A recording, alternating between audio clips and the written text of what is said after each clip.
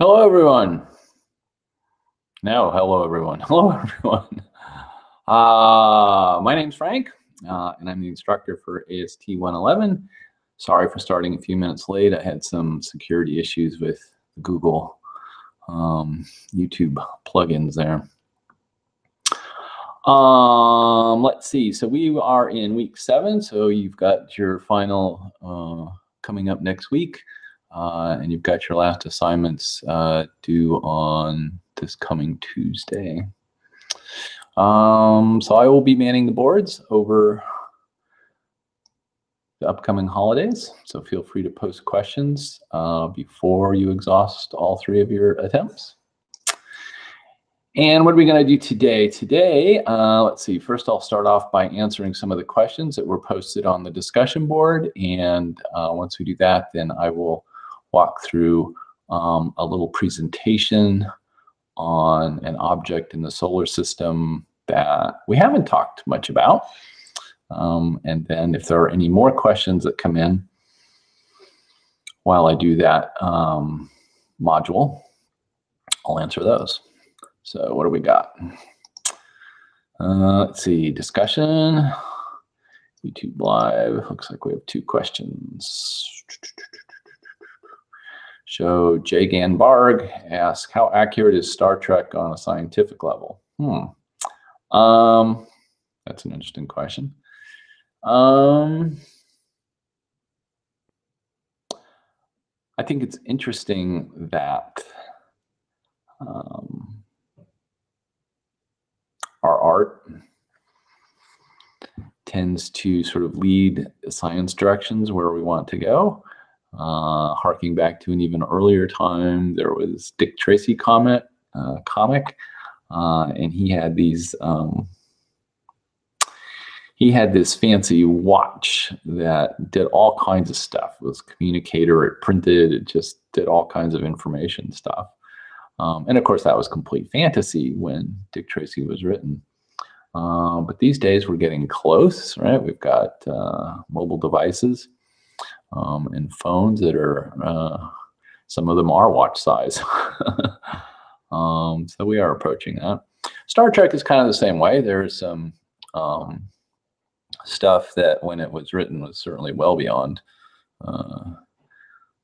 current technology, so in the realm of fantasy. So things like being able to beam yourself from one point to the other. McCoy's, he was the doctor, so he had this device. So if you were hurt, he just put it on you and gave a squeeze, and things were all magically fixed. So that's a little fantasy. Traveling at warp speed, whatever that might be, certainly sounds faster than the speed of light, or I guess they used some term for it, subspace. So that's kind of fantasy at the moment. But they're all goals, right? They're all interesting goals to have. Wouldn't it be cool to beam yourself from A to B without error? That's one of the things about that one, right? So if you're going to beam yourself from A to B, so if you're going to somehow disassemble yourself and put yourself back together somewhere else, you don't want any communication or transcription errors, lest you come out a wee bit differently than how you went in. Some stuff is starting to become real. There was sort of the cloaking device stuff, so Klingon cloaking device, where they would flip a switch and their ship would become invisible. Parts of that are becoming real. There are cloaking devices for small objects. So the object is there. Once you turn on the electromagnetic fields in these very special materials called metamaterials, you don't see it anymore. So you can cloak small devices, certainly not anything of like spaceship size. But it is interesting that the technology is there to do that at a smaller scale. And I imagine as time goes on, it will move more out of the laboratory, maybe into other realms and for bigger objects. So, so that's an example of the science fiction fantasy moving toward reality, and another example of that. And I'm sure some of the other ones that were in Star Trek will over time get closer to reality, if not reality itself. So yeah, we'll see. Next question, JC-MNF1. What are some of the challenges that come with communicating with the various equipment in space? Is there a frequency range that is used more often than others? My initial guess would be that we use an asymmetric circuit, i.e. transmit VLF and receive UHF. Thank you in advance. So yeah,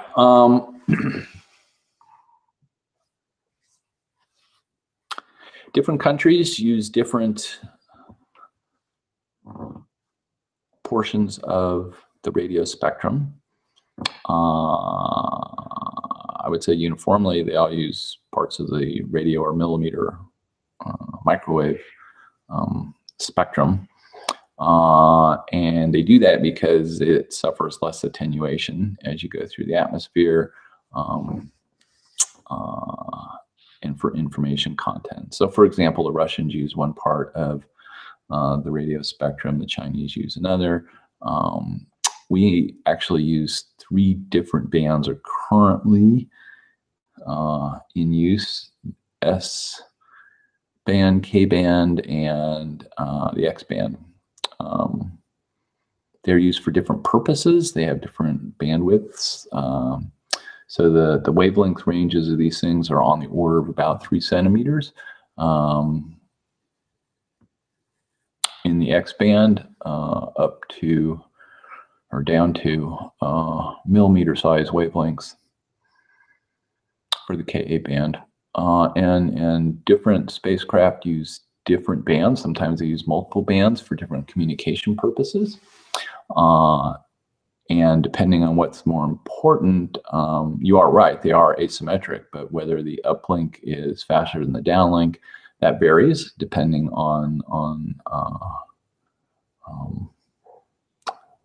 what the goal of the communication is. If the goal of the communication is to tell the spacecraft, hey, don't run into that wall, that goes on the uplink speed is much faster than download speed, because presumably on download speed you have a little bit more luxury of taking the data down.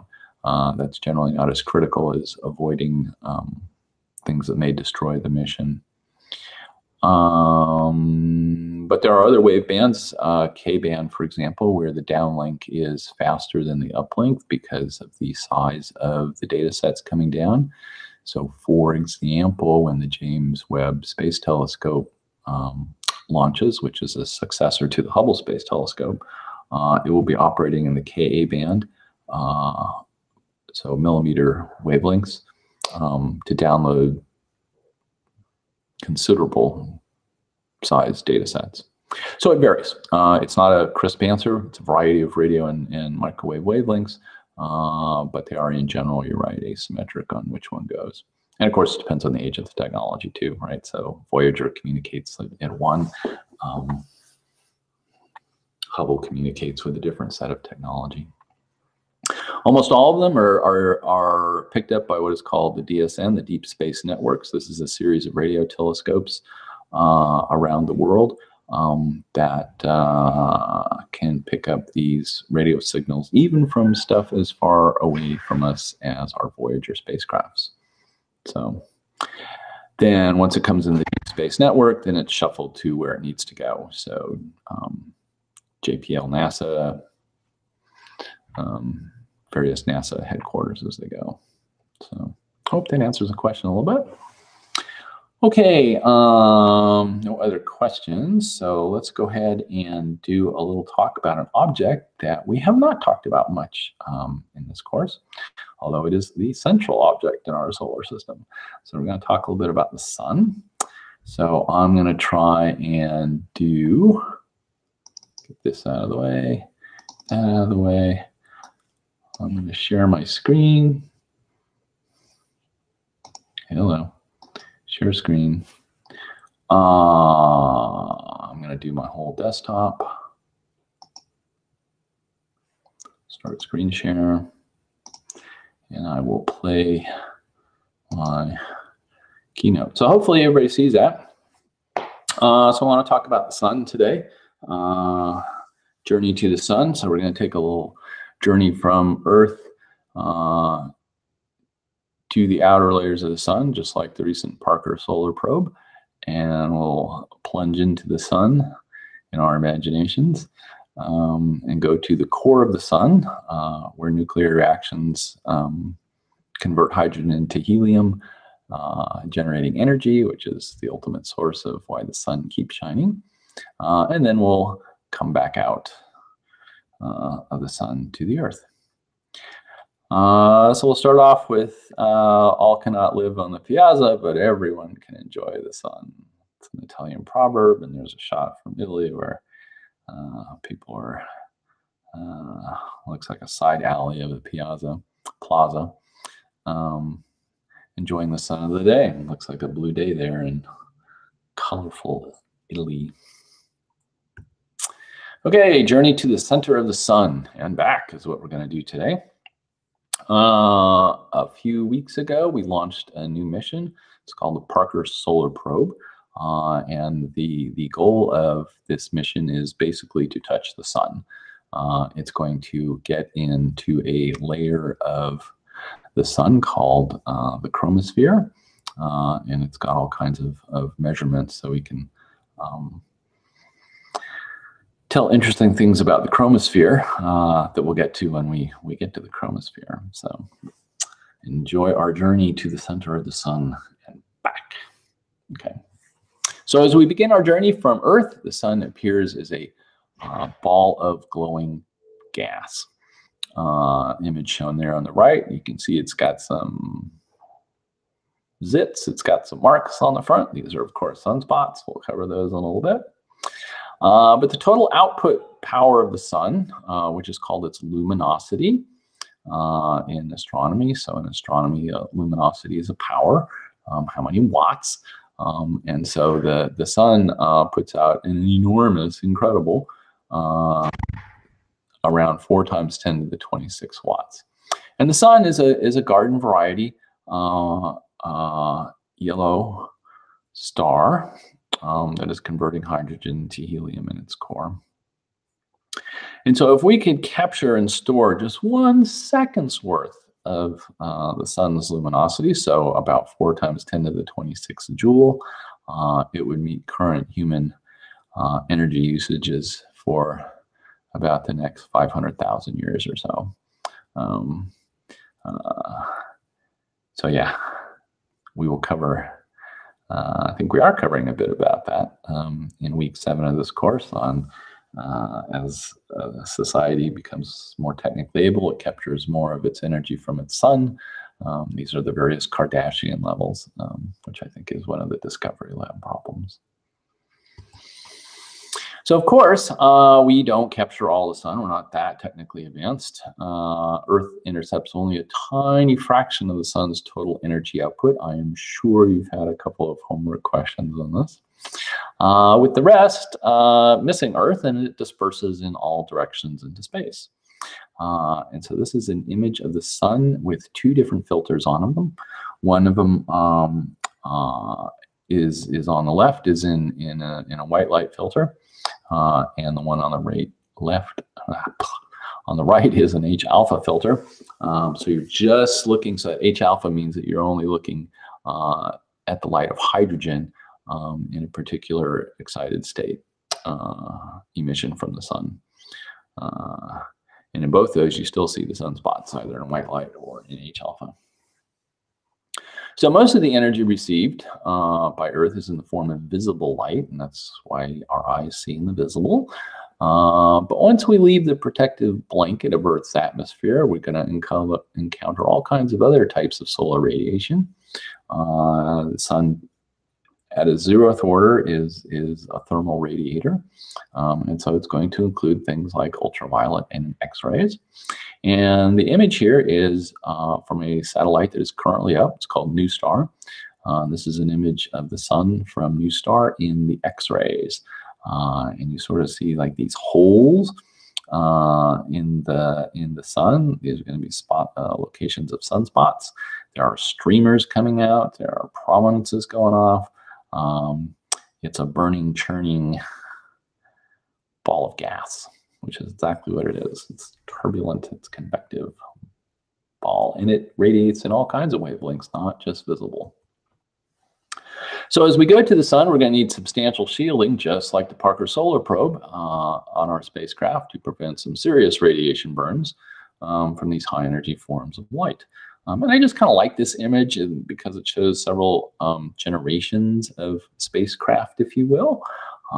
We have the past, we have the clipper ships as they sailed the ocean, and those were sort of our spacecraft of old, looking for new parts of the world that were unknown. So spacecraft in that sense. To our sort of our current spacecraft shown in the background there, a launch of a space shuttle going off. And of course, now these days, we don't have just NASA. We've got several private organizations, perhaps most famously SpaceX, but there's also Blue Origins and Virgin Galactic. And then we have our art, our science. Went back to the question that was asked earlier about Star Trek. So there's sort of the Enterprise spacecraft there. And so I sort of just like this past to the present to the future form of space transportation. And of course, as they travel, they always have to protect themselves from environment. In this particular case, radiation coming from the sun. So we can take that light from the sun, that white light from the sun, put it through a telescope. We can put a prism behind there, and we can see that white light creates the pretty rainbow spectrum shown in this image here. And of course, you see all kinds of blotches in this solar spectrum, and you know what those blotches are. These are dark line absorption spectrum, and each of those dark lines is from atoms in the solar atmosphere taking a little piece of energy as it lifts an electron from one excited state to another excited state. And these act as fingerprints for elements that are in the sun. And so when we do that and we identify what those lines are, we find that the sun is made of about 70% hydrogen in its outer layers, about 28% helium, and about 2% of the heavier stuff. So helium, because it's a light gas, actually doesn't exist in a free form on Earth. And so helium was not discovered, although it's the second element in the periodic table, was not discovered until we could do spectroscopy on the sun. And helium, helios, those two words are related. And so we actually discovered the element helium by looking at the sun.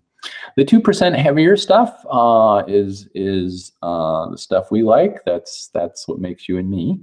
So there's the carbon, the oxygen, the nitrogen, gold. Everybody likes gold.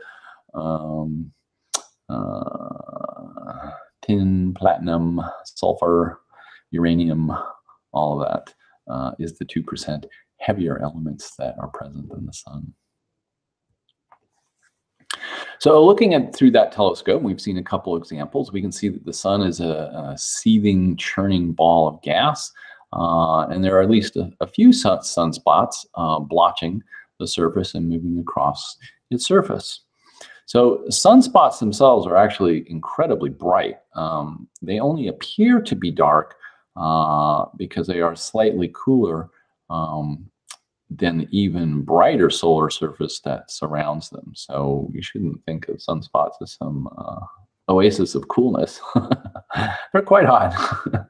They're just not quite as hot as the material around it, and so they appear a little darker.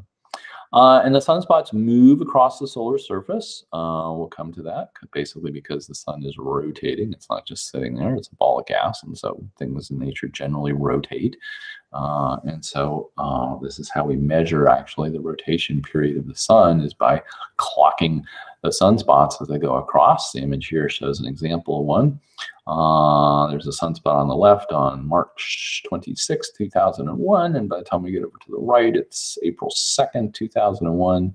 So it took on the order of about 6-7 days for this sunspot group to, and you notice it's a group, it's not just one sunspot, about 6 days to march across. It doesn't quite, it looks like it's above the equator, which will make sense here in a minute, as it moves across the face of the sun. Also in the bottom image there, you've got a group of sunspots. You've got a couple of isolated solitons, if you like, off to the left. And just for comparison purposes, the black dot there is the size of Earth. So these sunspots are huge relative to Earth. They're much larger than the size of the Earth. Okay. So as we noticed, we can actually measure the rotation period of the sun by watching these sunspots move across the surface. And when you do that, you find, perhaps not unsurprisingly, because the sun is not a solid ball like the Earth or Venus or Mars or Mercury, it's a gas. And so different parts can rotate at different speeds. And that's about what you find at the equator. The image shows that the rotation period is about 25 days, so 25 days to go all the way around. Whereas if you go up near one of the poles, say the north rotation pole, it's slower. It takes about 35 days to go around the rotation axis. And so it gets slower and slower as you start from the equator and you move up to one of the poles. Smoothly, it does this smoothly, it doesn't jerk around, it's a very smooth transition. But the sun rotates faster at the equator than it does at the poles. And as we continue our journey toward the sun, we notice there's a very powerful headwind. It keeps getting stronger as we on our spacecraft, as we head on. So it acts as a source of drag on our spacecraft. And this wind is called the solar wind, and it is created by light and by elements, so photons. Since the sun is mainly hydrogen, it's not surprising that the solar wind is mainly made out of protons, which are hydrogen atoms without an electron. The sun also is made out of helium, so we find helium nuclei. So that's a helium atom without any electrons. So the electrons have been stripped off. It's been ionized. And so we find protons, helium nuclei, and those electrons as well, flowing outward from the solar surface. And this solar wind goes all the way out well past the planets, well past the Kuiper Belt. In fact, we saw that a little bit in week 2 of this course. And where the solar wind stops is how we define the size of the solar system, the heliopause.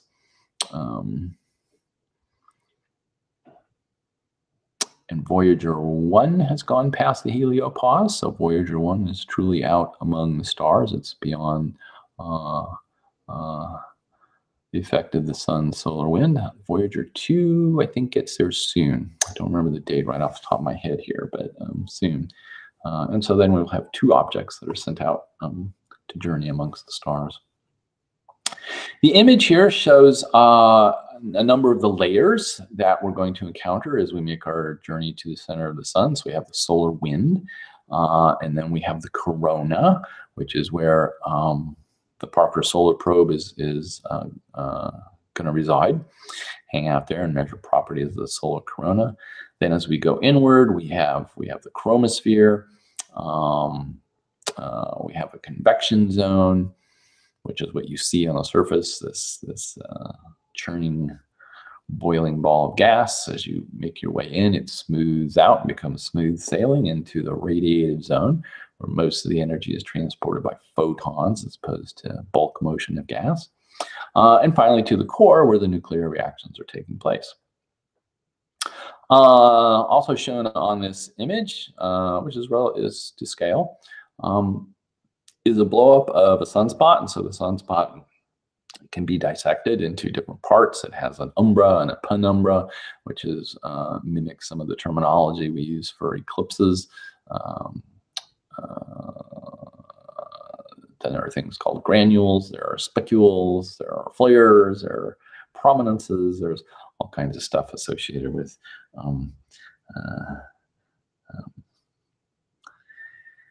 the magnetic field of the sun and its rotation and convection. So quite a complicated object, right? It's rotating, it's got a magnetic field, it's turbulent, it's convective, and so you get all kinds of phenomena like granules and such.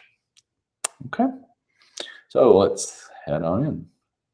Oh, so that's solar wind. I'm not quite done there on the solar wind. So the whole solar wind helps shape the magnetosphere of planets, and it also blows off some of the material from those planets and comets as they come in to make those tails. So on Mars, Mars has a weaker magnetic field, and so the solar wind is responsible, certainly in the past, for stripping away a good portion of Mars's atmosphere. So that's not necessarily a desirable feature for life. So here in our blue marble cocoon, we have a very active magnetic field operating in the center of the Earth. And this magnetic field shields us mostly from the solar wind, and so it protects our thin atmosphere. Parts of the solar wind get in. They usually come in through the poles, and this is what gives rise to the aurora borealis, the northern lights, and the southern lights as well. So the wind sneaks in through the weak spots in the armor, which is at the poles when they come in. But we are very thankful for our magnetic field. Otherwise, we end up looking like Mars. We probably wouldn't be here to be talking about it. So, all good. Okay, as we head to the sun, we get about 1 million kilometers above the solar surface. We enter what is called the corona. So this is the tenuous uppermost layer of the atmosphere. You can actually see the corona with your naked eye during a total solar eclipse. So the image here is an example of that. So this is an image of the moon blotting out the disk of the sun, and what you see when that occurs is the corona. And if you've never seen the solar eclipse, I highly encourage you to do so. It's a very visceral experience to see the sun blotted out from the middle of the sky. No wonder people thought crazy things are happening. It's a spectacular sight. Check one out. There's one coming into the U.S. in 2024. So it'll cut across a good chunk of the U.S., starting about Texas and making its way up to New England. So you get a chance and the weather's clear, cross fingers, you'll see a nice shot of the corona, the outer layers. And so this is where the Parker Solar Probe is going to go and probe the corona. So what makes the corona a little unusual is that the temperature in the corona is about 1 million degrees, which is almost as hot as the center of the sun. So think about that for a minute. So the outermost layers are about as hot as the center of the sun. And why is that? There are ideas. There are theories about why that is. And that's one of the things that the Solar Parker probe is going to be probing, so we can get some answers on why the corona is as hot as it is. You don't feel that heat in your spacecraft, though, because although the temperature is hot, the density is extremely low. Remember, it's the very most outer layers of an atmosphere, so it's the density is really low, although it's quite hot. So not a lot of heat is transported into our spacecraft because the density is so low. So the corona is where the sun emits most of its X-rays. We will find that as we go in, each distinct layer is going to emit mostly in a dominant part of the spectrum. So the corona is mainly the X-rays. It's hot. So the image here is an image of the sun, and it's color-coded by temperature. So red is the really hot stuff, which is about 2 million K. You can see that's at the outermost layers. And then you've got green, which is a little bit cooler, 1.5 million, down to blue, which is 1 million. And so sort of as you leave the surface of the sun, it gets hotter as you go out. And why is that? That's what we're going to find out over the next couple of years with the Parker Solar Probe. So as we now head into the corona and head in, we find that the temperature, which is really hot, up around several million degrees, suddenly drops to about 10,000 degrees in what is known as the chromosphere. So it's just as the corona emitted most of the X-rays because it's hot, the chromosphere is also hot, 10,000. And so it's going to emit primarily in the ultraviolet. And this is where it gets its name, chromo meaning color, so color sphere. And so this is the ultraviolet. At this point, we're about above the visible surface of the sun. So the visible surface of the sun, which you see with your eyes, don't stare at the sun, don't be silly, is called the photosphere, the visible light sphere, photo, light, visible light sphere. That's what we see with our eyes, which are sensitive to optical wavelengths. And so the photosphere is set to 0, is a measurement of height. And so at about 1,000 kilometers above the photosphere begins the chromosphere. And about 2,000 kilometers from the photosphere is where we begin the corona. And so this plot here is showing the temperature of the various layers as a function of height above the photosphere. Okay, so we've got our 3 layers there: corona, chromosphere, photosphere, the sun cooling off as you get closer into where the light is. Okay. Oh, one other point about this graph. So you notice that the photosphere, the part we see, has a temperature of around 6,500 degree Kelvin. And so that is the radiating surface, sort of the thermal radiator temperature of the sun is about 6,500 Kelvin. Okay. And as we mentioned, the chromosphere is the primary source of the sun's ultraviolet, and it is also a churning ball of gas, and it makes for some spectacular images of the surface of the sun. This one almost looks like a flower, and of course it's colored purple to represent sort of the ultraviolet part of the spectrum. So there's as much art in this picture, I think, as in the science. So you see sort of a very structure in there. There's almost lines, and these are from the sun's magnetic field. So particles, electrons, protons moving along the sun's magnetic field, giving it very much that structured appearance that you see. So our compass, or our GPS, is going nuts as we descend through the solar atmosphere, and that's indicating that the solar weather is shaped by intense magnetic fields. And so this is an example of, this is actually a supercomputer simulation of the turbulence, interaction between turbulence and magnetic field as you descend into the sun. And so what these filaments, that's what the word I was looking for, these filaments of gas trace the magnetic field. And you can see that in the previous picture as well. So there's a deep relation between what you see on the surface and the magnetic fields that permeate the surface of the sun as well.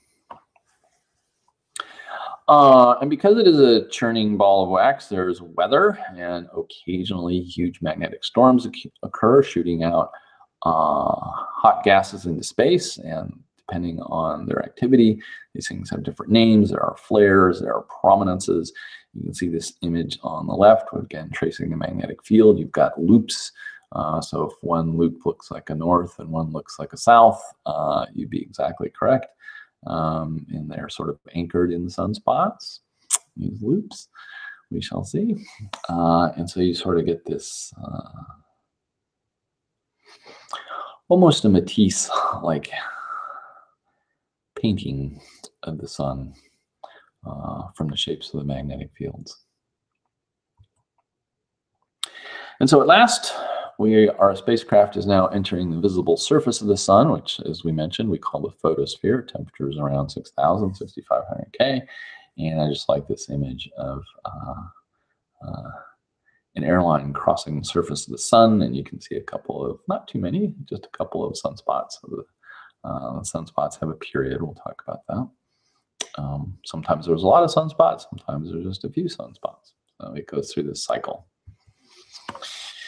And so as we slip below the photosphere, so now we're actually in the interior of the sun, our ship is tossed around by incredible turbulence. There's gas, hot gas rising, and there's cooler gas, not cooler gas, cooler gas cascading downward.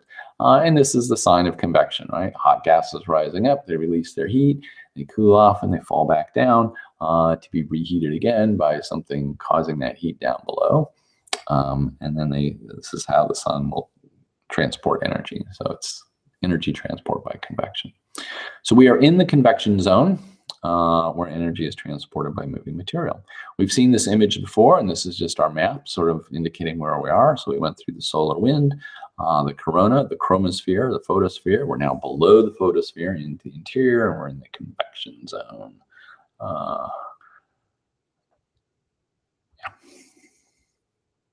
So as you turn around and you look behind you, so you look through the rearview mirror, the photosphere is above us now, and it is actually the top of the convection zone. And that convection is what gives the sun its churning, boiling appearance. And I love this visible light image from the vacuum tower telescope, and you can really see the granulation pattern surrounding a sunspot. So you've got sunspot and filaments from the magnetic fields, and then surrounding that. So areas that are white in this image is upwelling material. Material is coming up to release its heat. Stuff that is shown in darker colors is cooler, and so it's falling back down. So you get this sense of hot material rising up, cooling off, letting go of its energy, and then falling back down in this granulation pattern that you see. Very cool. So about a third of the way to the center of the sun, this turbulence gives way, gets smaller and smaller until it goes away, and you enter what is called the radiation zone, where it's very smooth. There's no weather here, reminiscent of the stratosphere in Earth's atmosphere. And here, energy is primarily transported by photons, not by the bulk motion of gases. So I like this NASA image on the various layers. We've got the corona, the chromosphere, the photosphere. We've gone through the convection zone, and we're now in the radiative zone, where energy is transported by photons. And we'll get to the core here in a little bit, which is where energy is generated by thermonuclear reactions, burning hydrogen into helium. So the photons in the radiative zone, they don't just go zipping right out in a straight line. And we'll cover that in a minute. But for now, we're going to plunge to the core. We made it to the core. So at the center of the sun, the temperature is about 15 million degrees. And the density is about 100 times that of water, so about 100 grams per cubic centimeter. And we are at the heart of the energy producing region in the sun. So 4 hydrogen atoms come together, net, and make helium. And that helium is a little bit less massive than the 4 hydrogen nuclei that went into it. And so that mass difference, well, that's E equals mc squared. So you're taking a little bit of mass and you're converting it into energy. And that energy is generally high energy gamma rays at the center of the sun. Okay. So how do we know this stuff? Well, one way we know that we're not just completely making all this up is you can observe the inside of the sun by a couple mechanisms. So one of them is to observe sunquakes. These are very analogous to earthquakes on Earth. And these are vibrations. It's a ball of gas, so it's going to shake and jiggle around like any ball of gas. And these are caused by pressure waves, sound waves, that propagate through the sun all the time. And although we can't set up seismographs on the surface of the sun like we can on the Earth, we can detect these vibrations by observing the pattern of light in the sun. They're very small fluctuations in the power that comes out, the luminosity that comes out, and you can track those back to vibration. And just like Earth, we use earthquakes to tell us about the interior of the Earth. We can do the same thing here. These oscillating waves, these pressure waves that we detect, can tell us about the interior structure of the sun. So, in fact, the whole topic is called helioseismology, as we watch those pressure waves bounce around in the sun. All right, and this is what I just said. And so those pressure waves set up patterns on the sun, and that's shown here on both the left, and for those who must live in the time domain, on the right. And so areas that are blue in the image on the left is material or is waves that are coming toward us. Stuff that is red is moving back inwards, and this becomes a standing pattern, and that is shown here on the right. So the blue regions stay blue, the red regions stay red. The sun, of course, rotates, and that's what's shown here. And so it is this distortion from a exactly spherical oblate spheroid that tells us about the interior structure of the sun. Very cool. Another way we can study the solar interior is to observe particles that are called neutrinos that flow from the hydrogen to helium burning that takes place in the sun. And there's a lot of neutrinos produced. Neutrinos hardly interact with anything. In fact, by the time I finish this sentence, on the order of about 10 to the 18 solar neutrinos are going to go through your body. They don't do much damage, mostly, since neutrinos rarely interact with anything. They just go zipping through. So interacting rarely does not mean not interacting at all. They do occasionally interact, and we can catch that. And so you have various alien-looking detectors, such as the one shown below. This is the Boraxino detector. And so you are looking for those neutrinos to interact with something. They'll create a little bit of light when they do that, and that's what all those tubes, if you like, are cameras, photomultiplier tubes, are doing around the central object. They're looking for that little bit of light that will be emitted once the neutrino interacts with something in the chamber itself. This is another example of a neutrino detector. This is the Kamioka Observatory. And each of those things you see there is a photomultiplier tube. This detector is filled with ultra pure water.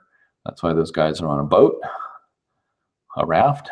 They're checking the integrity of the photomultiplier tubes. And so you mostly fill this thing up with water, and you look for neutrinos interacting with that water, and you detect those flashes of light that will come from these photomultiplier tubes. And from there you can measure how many neutrinos are coming, and hence what's going on with the center of the sun. So we have two main mechanisms for verifying what's going on in the interior, which is waves and neutrinos. So in the center, it's nuclear reaction. So the photons that come out are gamma ray. These are high energy photons. And they don't go booming straight out from the core out to the photosphere. The density is about 100 grams per cubic centimeter. And so they only travel about 1 millimeter before they run into something.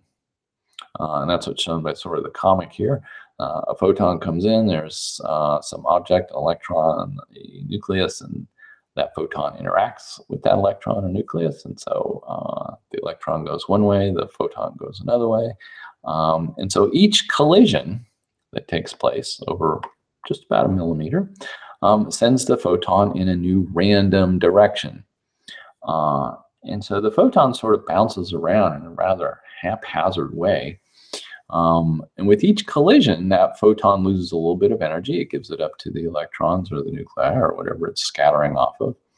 And so these high energy gamma ray photons gradually lose energy as they sort of do this drunken walk out to the photosphere, as shown here by the image. You produce them in the core, and it sort of does this random walk out to the photosphere. And so one gamma ray photon produced in the center of the sun takes about 1 million years to make it out of the radiative zone up into the surface of the sun, where it emerges as roughly about 1,600 visible light photons. So that one photon ends up giving us about 1,600 lower energy photons by the time we see it. And I will end this with going back to our journey from the Italian plaza through the outer layers of the sun to the core of the sun and back out again. And that sunlight that is those photons that have taken 1 million years to go from the core to the photosphere and out, where we get to enjoy them here on Earth as that sunlight comes down. So thanks. That's what I had to say about the one object we have not said much about. And screen share, I want to take my screen share off. I believe I have taken my screen share off. Yes, I have. Okay, very good. Okay, how are we doing on time? We have about 10 minutes. I will do a quick check on, see if anybody posted another question.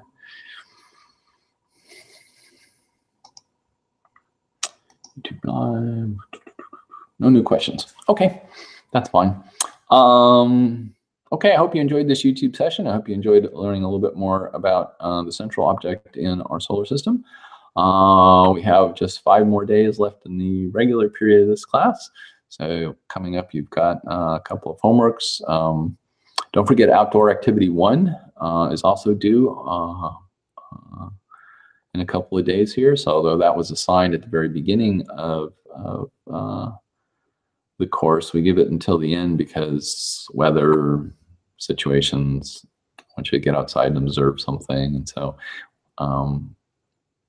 want to give that plenty of time for contingency cases. Again, if you have any questions on any topic, homework, Discovery Labs, conceptual, go ahead and send them on our discussion board and we can answer them. All right. Thank you so much. See you later. Bye-bye.